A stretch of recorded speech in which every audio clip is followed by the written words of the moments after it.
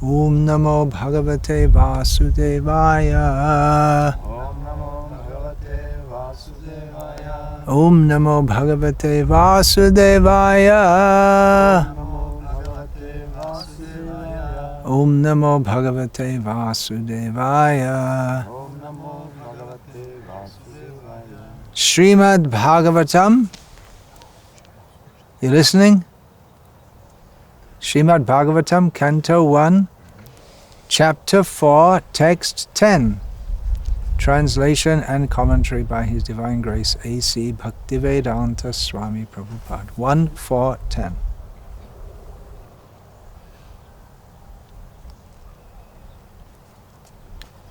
Saha Samrat Kasya Va Hetoho Pandunam Mana Vardhanaha Praya Upavishtaha Gangayam Anadritya Adhirat Shriyam Sasamrat Kasya Vaheto Pandunam Manavardhanaha Prayopavishto Gangayam Anadrityadhirat Shriyam Sasamrat Kasya Vaheto Pandunam Manavardhanaha Prayopavishto Gangayam Anadrityadhirat Shriyam.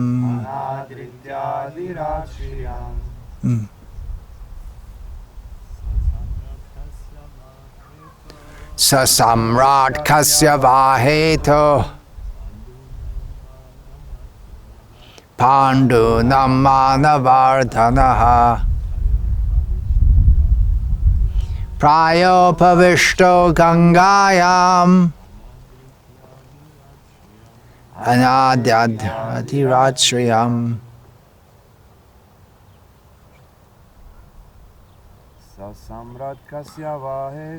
Sasamrat Kasya Vaheto Pandunam Manavardhanaha Prayopavishto Gangayam Anyayadhadirat Shriyam.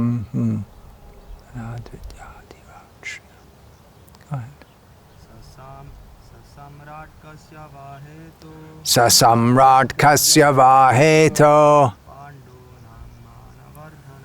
Pandunam Manavardhanaha Prayopavishto Gangayam Anadrityadhirat Shriyam.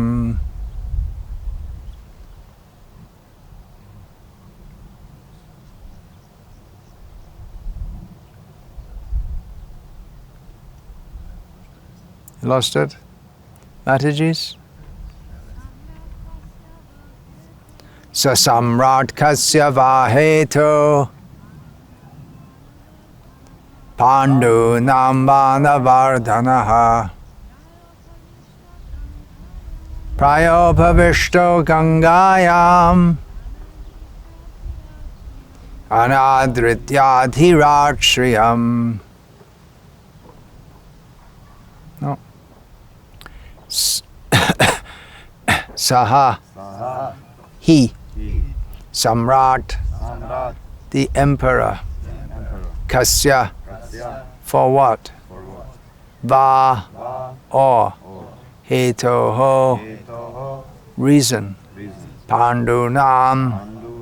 Of the sons of Pandu. Mana. Vardhanaha.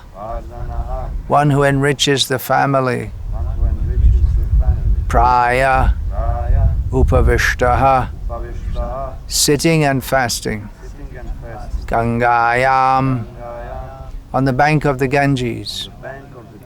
Anadritya, neglecting. Adhirat, a quiet kingdom. Shriyam, opulences. He, this is referring to Pariksit Maharaj, he was a great emperor and possessed all the opulences of his acquired kingdom. He was so exalted that he was increasing the prestige of the Pandu dynasty. Why did he give up everything to sit down on the bank of the Ganges and fast until death? Purport: Maharaj Pariksit was the emperor of the world and all the seas and oceans, and he did not have to take the trouble to acquire such a kingdom by his own effort. He inherited it from his grandfathers, Maharaj Yudhishthira, and brothers. Besides that, he was doing well in the administration and was worthy of the good names of his forefathers. Consequently, there was nothing undesirable in his opulence and administration. Then why should he give up all these favorable circumstances and sit down on the bank of the Ganges, fasting till death? This is astonishing, and therefore all were eager to know the cause.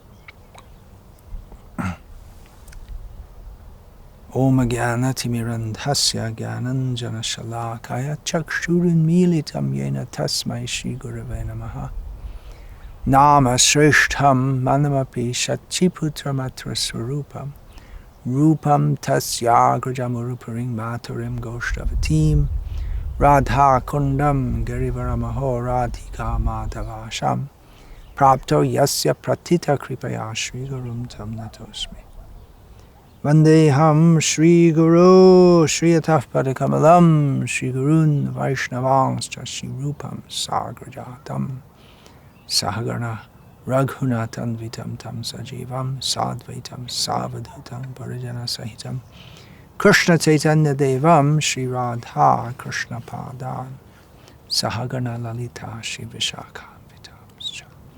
Hare Krishna Hare Krishna Krishna Krishna Hare Hare Hare Rama Hare Rama Rama Rama Hare Hare. I'm speaking on this, taking more inspiration from Devarshi Narad Prabhu, who got me inspired to speak about veganism last night. And then again, last night he mentioned how if we're asked about euthanasia, what should be our reply? You all know what euthanasia means? It means assisting someone who wants to die to die. For instance, someone is very sick with a terminal and very painful disease. Why not? The doctor can just inject them and then they die immediately without having to suffer and without having to make short their suffering. And then someone has to look after them and cost money to feed them, and they can't do anything anyway. So why not? And it's a question which has been floating around for some time, and it has become legal now, I believe, in the Netherlands, and maybe some states of America are legalizing that also. So it's been a moral question for a long time. Well, not for a long time. Maybe since I was born, the question's been slowly looming up. It wasn't a question because the Christian denominations and churches, they forbade that. And well, they forbade and forbid, past tense and present tense. Don't know about the future tense.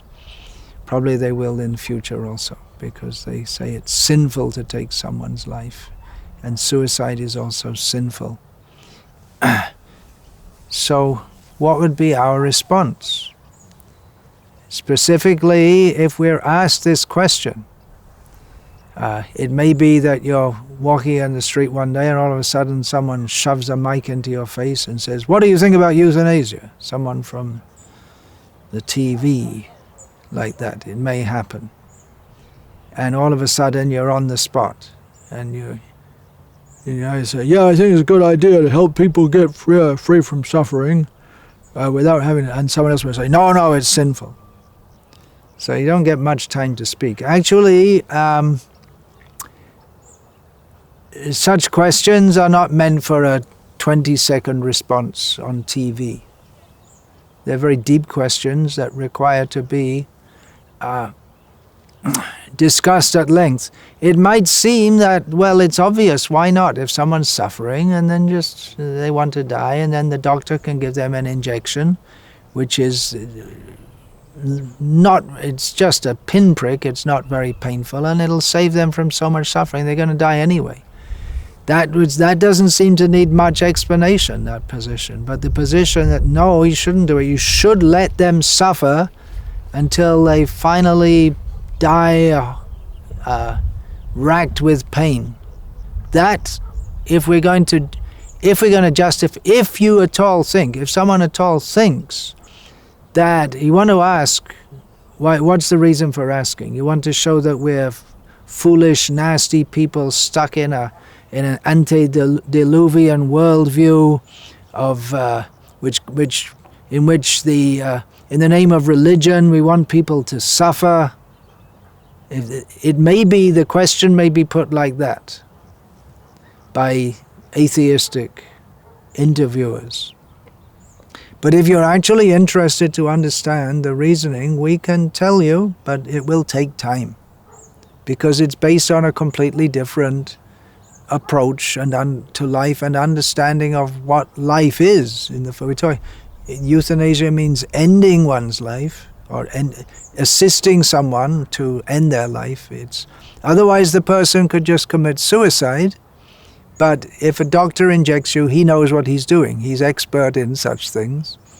So suicide attempts can be quite messy, but euthanasia is all controlled, and it's a more civilized way of doing it. Now, I remember a few years ago there were atheism versus theism debates raging, thanks to the noble or ignoble attempts, depending on which side of the spectrum you're on, of Richard Dawkins and others. Richard Dawkins, Christopher Hitchens, Sam Harris, and there's Derek something. These three, and there was another one also. So there was raging discussion, and I saw some TV program from England in which they had two main speakers for and against, is there God or isn't there God, and then they had a whole group of people, and in the room, TV presentation, and the main speakers would speak. They'd get about 2 minutes maybe 1 minute at a time to speak, and then they'd send the mic around whoever wanted to put their hand up, and they had a few seconds to speak. And that's not the way to discuss. That's TV, that's entertainment. That's not the way to discuss such issues. Such important issues become relegated to the realm of entertainment, and entertainment is God. The big buck is God, or the big pound in England. But if you actually want to understand, then you have to take time. Otherwise, if you're on the spot like that, what do you say? No, we disagree because it's sinful. Well, I'd say, if you really want to understand, okay, sit down. But sit down and discuss. But they don't have any such idea. We live in the internet. What's that called? SMS. You send a texting, in the internet texting age, and people don't know what thinking means, even to sit down peacefully and try to understand some situation. Maybe I'm exaggerating, but deep thought is not a prominent characteristic of man today, and actually it never was. it's only, deep thought has only been the preserve of a few in any time. In Vedic culture also, the Brahmanas are a small number of people. Of course, we're talking about Pariksit Maharaja. So Brahmanas, Kshatriyas, Brahmanas are expected to think deeply, even maybe not all Brahmanas, because some of them may be, just like astrologers are not traditionally considered very high on the scale of Brahmanas, even though you had to be extraordinarily intelligent to be an astrologer, because even to do the mathematics requires a very high level of education and intelligence. But that's only the tools for astrology, and then there's so many other factors which are required to make a good astrologer. So yeah, low on the scale. There are various those who are the Puranikas, those who recite the Puranas. They're low on the scale. It's mostly because Sri Shudra Dvija Bandhunam Traina Veda Gotra. The Puranas and Mahabharata are generally for the less educated people to get the Vedic knowledge without the intricacies of philosophy. So the Puranikas, but considered on the topmost level are the Pandits, Vedavadis and Vedantis. Vedavadi is a somewhat disparaging term for the Purva-mimamsakas, and Vedantis are those who are the Uttara-mimamsa. Mimamsa means to come to a conclusion after serious and deep consideration. Not that just someone comes and sticks a mic in front of you and says, well, I think blah, blah, blah, blah, blah, blah. And then the person who's asking the question has no intention of listening. He's just looking for the next person to catch. Or if he listens, it's just to try to catch him out and make him look like a fool. Because it's entertainment. That's what it is. TV means entertainment. Or nowadays it's YouTube, right? Entertainment. If you can say something which appeals to others, even if it's a bunch of rubbish, which is particularly, it's not limited to, but particularly the preserve of bogus Indian gurus. No, why India? Now it's you have these new age so-called gurus all over the world. They picked it up, and expert in saying things which sound profound but which have no meaning. So anyway, the point I'm making is that if we want to understand these things, we have to go deeply. Srila Prabhupada made this system that we're supposed to have classes, go through the Bhagavatam, 18,000 verses, and every one of them is full of meaning. So, what is our position on euthanasia? No, we're not for it. And isn't that horrible? We're against it. Isn't that horrible? People have to suffer, and you can just help them to die. Just let them die in peace. Well, the idea that they die in peace is based on the atheistic worldview, which is also nothing new. The ancient atheist Charvak said, Bhasmi bhutasya dehasya king puna agamano bhavet. The body will be burned. No one's going to come back. Rejecting the understanding that we do come back. There is rebirth. So our outlook, why is that? If someone can stop suffering by just dying, then why not? Well, the point is, you don't stop suffering. You can't stop suffering so easily. For that matter, then you might as well just kill everyone in the world, because everyone's suffering. But then most people are still living in hope of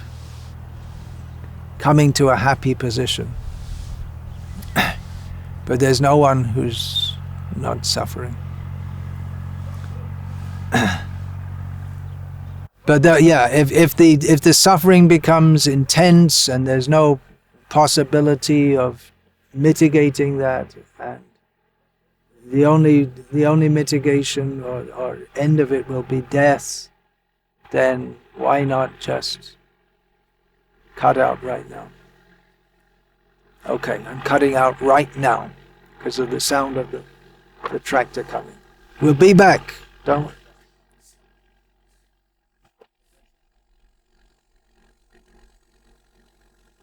Oh, it's another tractor. Yesterday it was a blue one. He's surprised to see us. Give him away.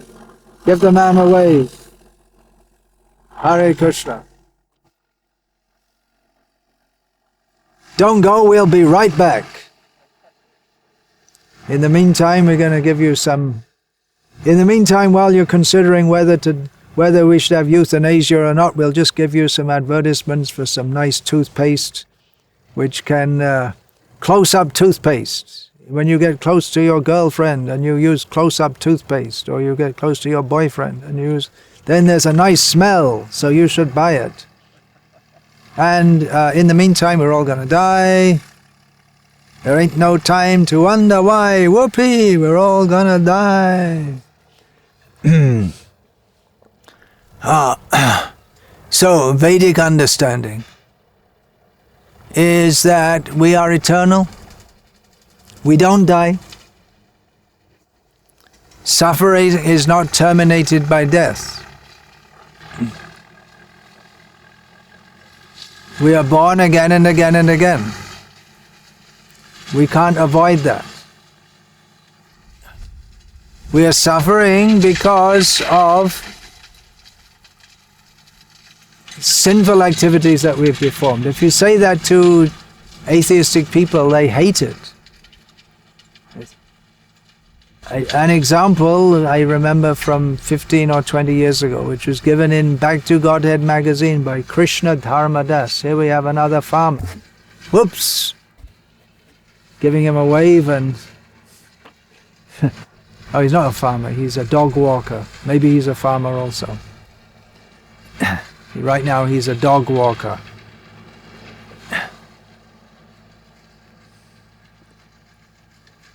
Yeah, so the example I often give is that Krishna Dharma wrote an article about the England manager. If you say the England manager in England, what does that mean? He managed the whole of England. It means he manages the England football team. The manager of the England. If you say the manager of England, it's understood. It means the football team, because to be the manager of England's football team it's a big thing. It's a big thing because football's a big thing in England. So it's a major. He's the household name. Everyone should know. Everyone will know. Just probably as much as the Prime Minister. So what happened, some journalist asked him some question. He gave an interview, asked him this, that, and the journalist happened to know that the manager, whose name I don't remember just now, shame on me, he believed in reincarnation. He'd stated that he believed in reincarnation. So he asked all these questions. Who are you going to play the next time? Do you think so-and-so needs a break? I don't have a question. And then at the end of the interview, he asked, so you believe in reincarnation? Yeah, I believe in reincarnation. So does that mean you think that people like spastics, or whatever they call them, physically challenged people, physically differently enabled people, they're suffering because of something they did in a previous life? He said, yeah. And that was the end of the interview. So the interviewer, in his report, he just highlighted this part, that such and such, whatever his name is or was, if he's still alive, said that people who have deformities since birth, they're suffering because of something sinful they did in a previous life. And it was such an uproar. Why could he say such a thing? They're innocent people. They didn't do anything wrong. They didn't harm anyone. And he had to resign. It was such a big uproar, he had to resign from his position because of that. Also in Richard Dawkins' most famous book, which is against the God delusion. So it's against God, but it's not just against God, but it's against any religion. And he said, like in Buddhism, he accepts Buddhism is atheism, it's atheistic, but he said he was speaking to some Buddhists and they said they have this idea that people are suffering because of something they did in a previous life, and he rejected that. That's a horrible idea. Of course, according to his idea, it's because... Anyway, I won't get too much into that. We're having unexpected sound disturbance here. What to do? We're here. We're in the middle of a discussion. There ain't nothing we can do about it, which is bad English. There isn't anything we can do about it. If it was India, you could go and ask the guy to wait and do it later. You could ask him to do the other side of the field and come back later. We'll be finished in about 20 minutes here. He's plowing his field. You have to do it once a year, otherwise the government won't allow you to keep the... If you have a field, they're not using the fields, but they have to do something with it at least once a year to show that they're farmers. Otherwise the government will take it away or something like that. Okay. Bye-bye. Okay. So, the Vedic teachings are that we are suffering, we are eternal living beings. We do not die when the body dies. We are under the laws of material nature.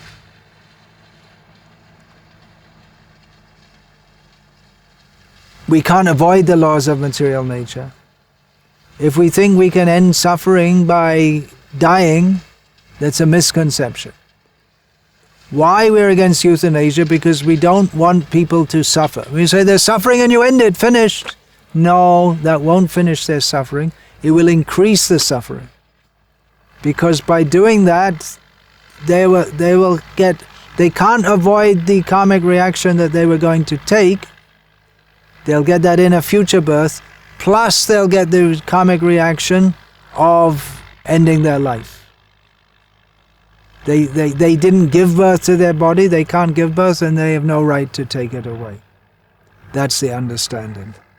So it may not be very popular, no doubt, but that is the Vedic understanding. Why we are against euthanasia, and why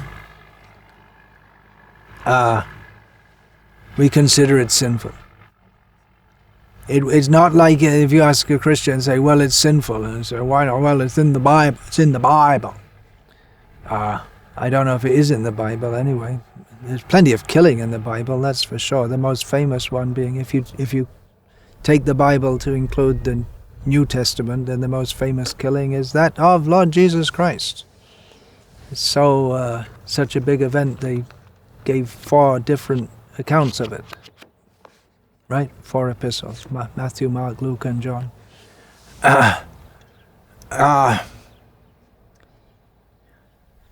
Now, the objection may come, if anyone happens to have read our book, so what about Pariksit Maharaja? I chose this verse to speak on. That he fasted till death. It's like a suicide, isn't it? But no, it's not exactly. It's what's called praya. Praya is a Sanskrit word which generally means almost, but in this context it means fasting till death. It's a process which has a name for it. In English you have to say 3 words, fasting to death. But there's one word, praya, means fasting to death. Now, he didn't do it to get free from suffering, because he was anyway going to die. He had the word from that he was cursed to die within 7 days. He could have counteracted the curse by his own spiritual strength, but he didn't.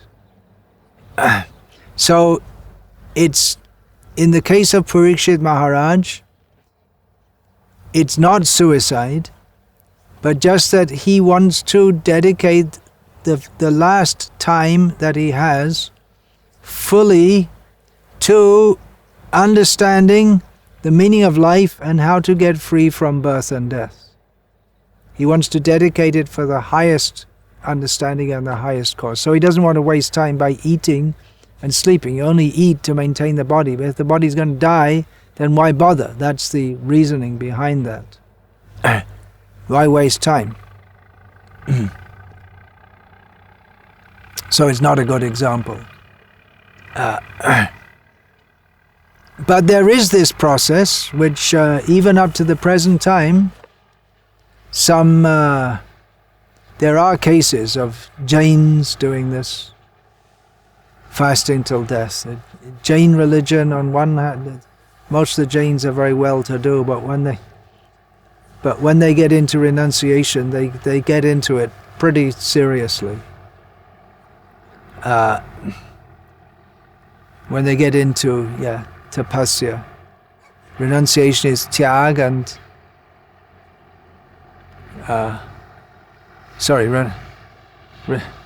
renunciation is vairagya, and tyag is accepting austerities. So that process may be there, but it's not.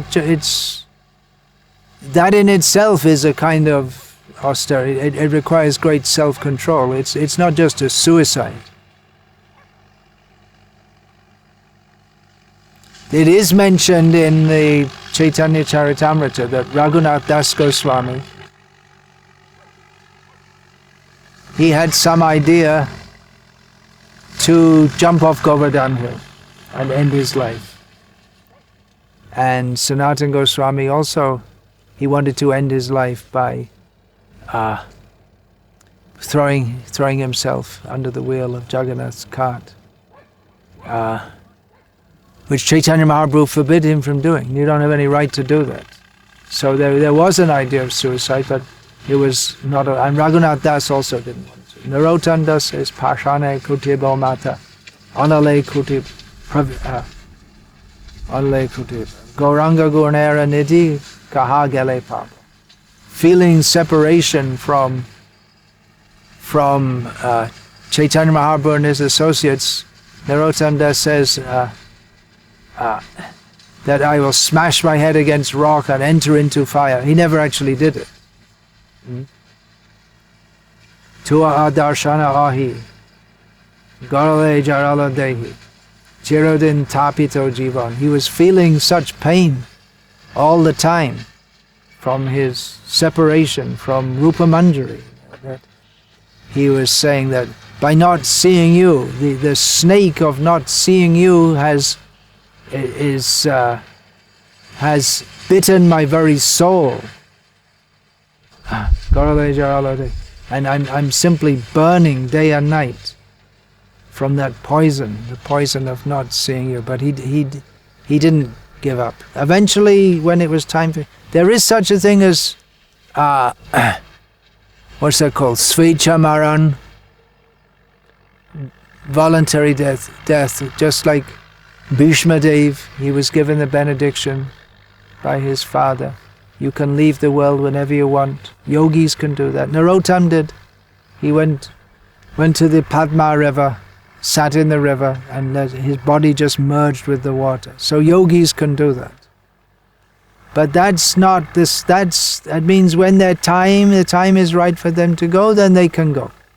But it's not that they're committing suicide because they're so distressed with the world. It's something different. It's not the idea that we'll get free from suffering by doing so.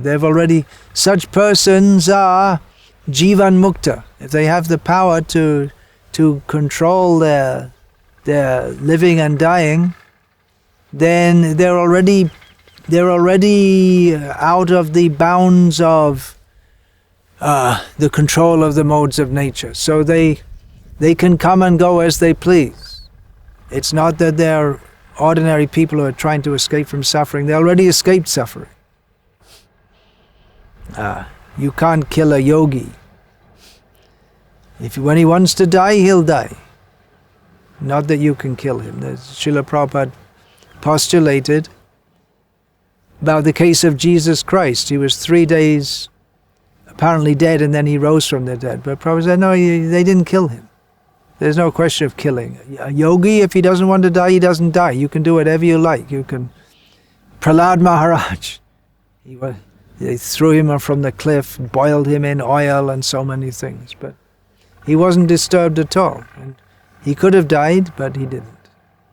If he wanted, he could have died, but Krishna didn't want him to. So he didn't even feel anything. There are so many cases. Haridas Thakur, beaten in 22 marketplaces. He was expected to be dead by at least the second or third. Beaten in 22 marketplaces. It's like in America, they give people a jail sentence, 250 years. What does that mean? You're not going to live 250 years. But the idea is that there's no way that you're going to get out. You're not going to get parole or any such thing. So it's an overkill. It was like Srila Prabhupada in the early days of ISKCON, when Srila Prabhupada was in the 2nd Avenue storefront. Then one of his first followers, they were just hippies at the time, many of them. And he came to Prabhupada and said, can you give me $5? Which was a lot of money for them at the time. Prabhupada used to handle all the accounts and the money. And he said, what do you want $5 for? So we're waiting again. Give him a wave.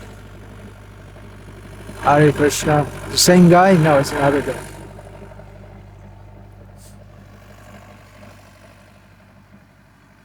Yeah, let's hope he goes on and doesn't make more noise.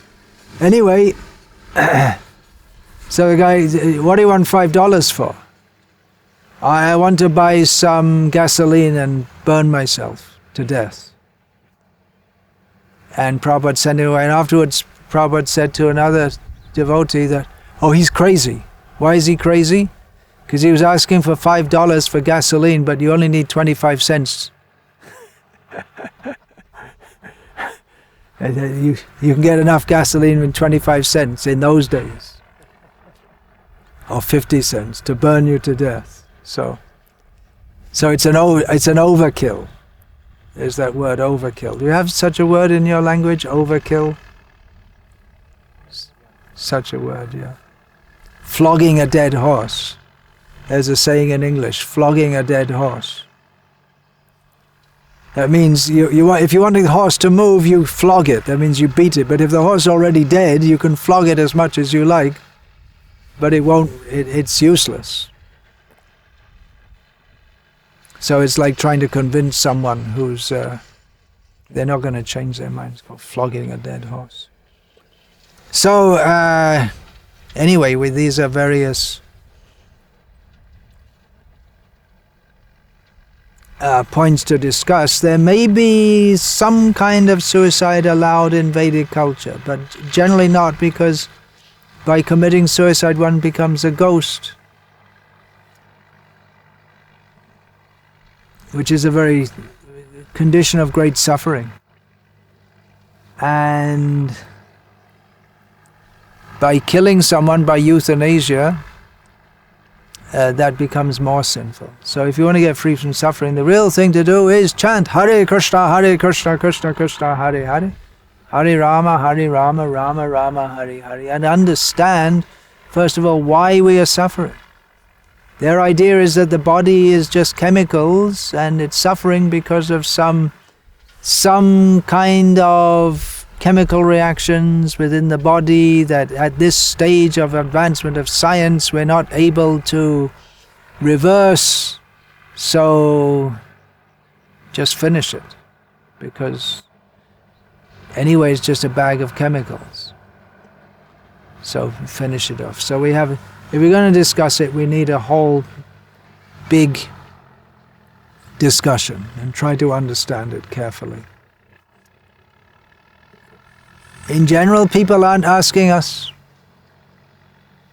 They don't ask. They should be asking. They may call in Croatia if there's a discussion. They must have discussed on TV in Croatia also about euthanasia, I guess, especially as they're joining the European Union. Do they call us to discuss? No. They'll call maybe some atheists and some scientists and some Christian priest, Catholic priest, Catholic, not Christian, Catholic priest. They won't call us. Why should they? They don't even know we exist hardly. And even if they know we exist, why should they listen? People don't know that we have philosophy. If they know we exist, they just think we're some people who are jumping around and singing. And you don't jump around here. You do sitting down Harinams mostly. Well, it's time we did. I'm serious about that suggestion I made yesterday. This is really what we need to do in the Western world, is to get the Harinam and book distribution going. And if you're in Zagreb city center, you sit at least 6 months a year. You can do it, maybe 8 months a year. You can just sit down and do Harinam and have a little bowl there for people to put money. People will put some donation. Then you give them a book or a small pamphlet, something like Krishna, the Reservoir of Pleasure. People will come up and you can talk to them, and you can sell them books, or you can just the people who are watching. People will come and look. Then you give them books. You approach them with books. Try to get them to buy books, and it's a great program.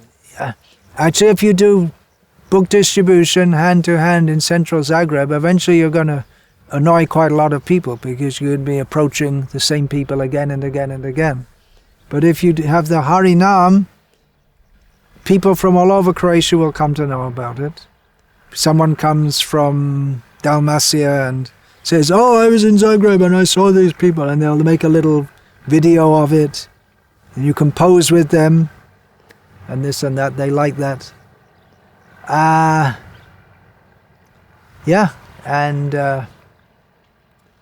you can do your book distribution. Krishna will maintain. If we do this, whatever money is needed, not much money needed for it. Actually, to go and chant Hare Krishna, you don't need any money, but to eat and sleep, you need a place in town. Could be done from here also. So anyway, I'm serious. I'm really serious about that suggestion. You should do it. This country, not today, but it's generally gets plenty of sunshine. So why not? And then people start to take us seriously. Then when there are discussions of euthanasia on TV, they may call us also. We got something to say. That we should do also. There's so many things to do in preaching, approaching the intellectual class. So many things to do. But the first things first. First things, Harinam and book distribution. Get that going, and then so many other things. The movement's been in a semi-coma for so many years here in Croatia and in much of the world. It's really time to get it going again. So Hare Krishna, any question, comment, objection? Can you, at the back there, ladies, can you hear? This speaker? Yeah.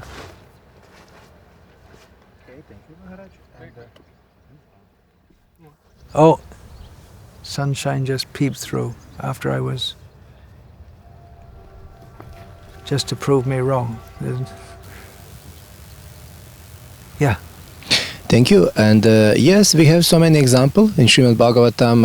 Yayati, I think its name, Sati. Sati. Yeah. Yeah, well, so that's my point, that I said that. Yeah, I know. Suicide may be allowed under certain conditions, but it's not just because you're suffering and you want to die. Yeah, Dhritarashtra, I think also. But in this case, we have some other point. Wife come voluntary in fire. That's Sati. Yeah. No, from wife of Dhritarashtra. Gandhari. Yeah. Voluntary. And can you maybe explain about this case? Because well, it's the same thing. To understand Sati, it's a case of Sati. She entered the fire in which her husband was dying. And there are several examples. There's Archi, the wife of Prithu. She also did that in the Bhagavatam. There are many, many examples given. You have to understand, what is the understanding behind all of this? That the body is temporary, the soul is eternal. So the wife follows their husband into his next destination. That's all. To serve him there also. That's the understanding. If you don't understand this philosophy, it may seem horrible to you. If you think that this life is all in all, it may seem horrible. No doubt. But then we have to discuss what is actually euthanasia, suicide, all these questions. They're all to be discussed after discussing what is the meaning of life. When I say what is the meaning of life, people think, well, what's its purpose? But here I mean, what does it mean? What does the word mean, life? What does it mean to be alive? What's the difference between a living body and a dead body? You may say there's some chemical difference, but what is the intrinsic difference? We say that and actually it's a fact, that the soul, as long as the soul is there, the body is called alive because it's the soul that's alive. The chemicals never have life. So this should be understood, first of all. Then everything else, then it's a completely different worldview. Otherwise your worldview is that we're here for a short time, we have to enjoy ourselves. And if we're not enjoying ourselves, then if we're suffering so much, we can die. Otherwise, we should go on trying to enjoy. But the Vedic worldview is completely different. There's not one life, it's many lives. First of all, understand this point. And this world anyway is a place of suffering, by constitution. First of all, understand this, and then everything else can be understood. If you don't understand this, you won't understand anything.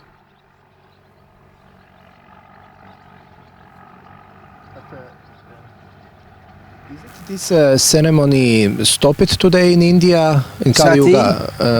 Yeah, it stopped. There may be occasional cases, but largely it stopped. There was one in the 1990s, maybe, Rupa Kanwar, I guess her name was, in Rajasthan. Some young widow, she was about 18 years old or something. Her husband died suddenly and she died. She went on the fire. And it was widely broadcast, and it was much appreciated by so many people. But then it went all over the world that you see these primitive Indians, they're promoting this, and there was some what seemed to be fiction made that she was forced into it, but it seems almost certainly she did it voluntarily. And then the government, Congress government at that time, came down very heavily on it. And there may have been one or two more cases after that, but it's strongly stamped out. And now feminism is rampant in India, and it's being promoted, and the idea that the wife should follow the husband is vanishing from, I wouldn't say it's vanished, but they're really doing a major job of crushing the ancient Indian culture. So, Sati, that was also, there may have been cases of forced Sati, but from accounts in the British times, of Britishers who who witnessed that, which I have read. There's books, but the India they saw, a series of books by Meenakshi Jain and some other, maybe her sister. So they collected, it was an anthology of quotes from foreigners, what they'd seen in India in the past. And the British accounts of Sati, they all say that they did it voluntarily, without any force. And it's not that most women wouldn't do it. This is talking about the 19th century, but some would. They'd do it voluntarily, and even they maybe try to be dissuaded from that. There was a point under the Muslim rule where they had to get permission from the Muslim ruler to do that. So and they'd go and take it. If he was, the Muslim ruler would give it if he saw they're determined to do it, and it wasn't forced on them. Then he'd give permission, and they'd do it, and they'd sit in the fire and just completely calm. They'd burn like that. Srila Prabhupada describes in one of his Bhagavatam purports that for the woman, the fire of separation from her husband is more than the fire, the burning fire. She doesn't feel the fire. For her, it's welcome, because she wants to join her husband. So she doesn't feel that at all. There are so many cases. There was this is something not exactly the same, but there was the first English translator of the Bible, whose name I don't remember, Wycliffe. No, I'm getting mixed up here. Was it him? Anyway, there was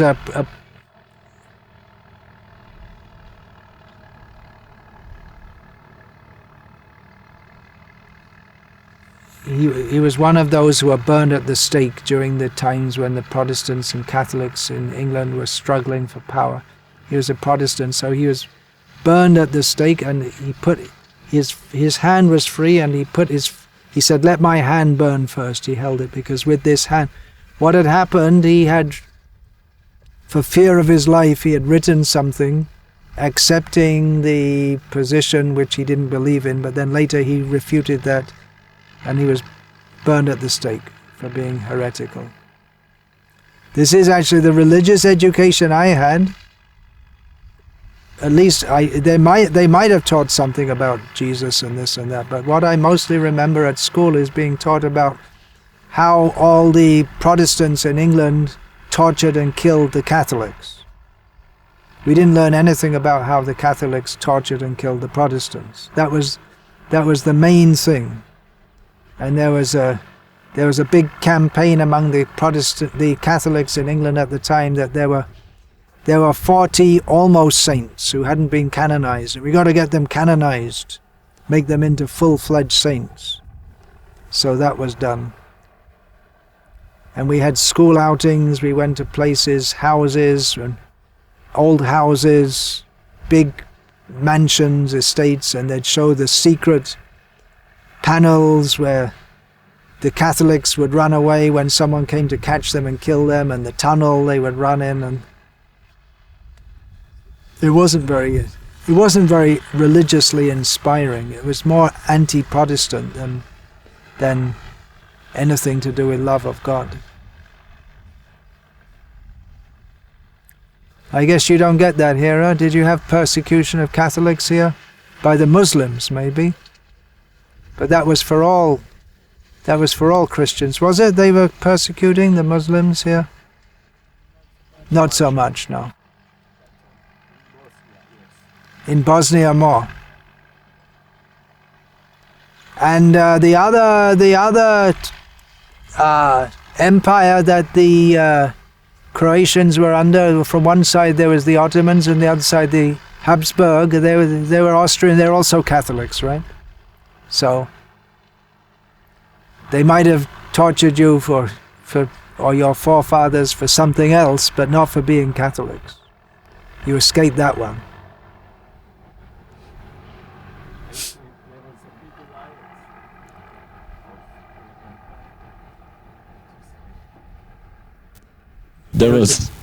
there was a big riot? Yeah, there was a big riot.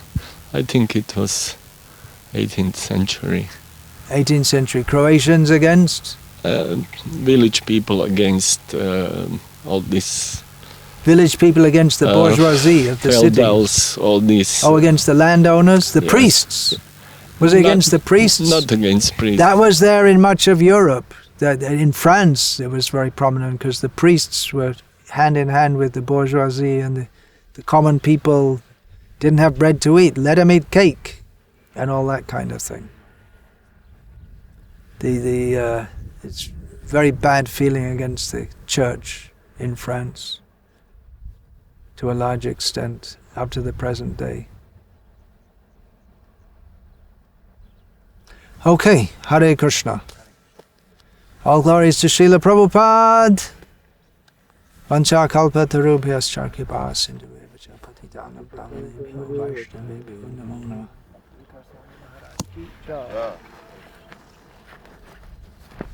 Yep, you get a drop of Jota Haridas also? Oh yeah, I didn't say that, yeah. Chaitanya Mahaprabhu said, good. But this is the same point, under certain circumstances and in certain ways, not just I'm feeling too much pain and I want to die and become a ghost.